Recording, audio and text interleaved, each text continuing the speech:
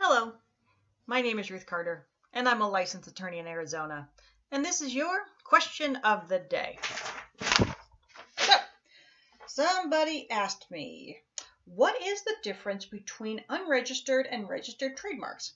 How does it work when something is being sold on the internet?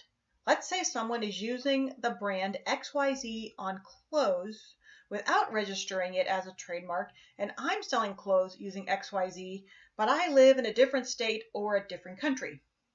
Okay, so let's start with the basics. Trademark is based on country level laws. So if you have a registered trademark in the US, that doesn't mean that another company couldn't use the same trademark on the same type of product in another country because they're based on country laws.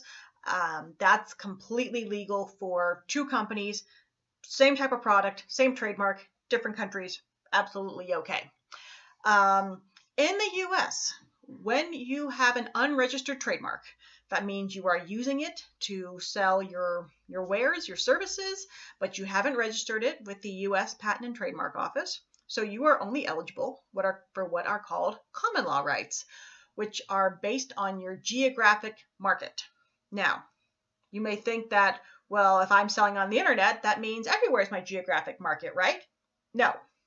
It's based on where you're actually doing sales and where you are directing your marketing activities. So if you're doing maybe something like sponsored ads online to specific geographic areas, or if you were doing more traditional marketing like ads in magazines or billboards, that would show geographic market into those areas. It's not just where your product or service is available for sale. You actually have to show sales or marketing activities to determine your geographic area. When you have a registered trademark, you have the exclusive right to use your mark on your product or service everywhere in the US, except for any place where maybe another user was using the same mark on their product prior to you registering. So that's the difference between registered and unregistered. When you have a registered mark, you can stop anybody from entering the marketplace using a confusingly similar trademark on the same type of product as you, or a product where you might expand into.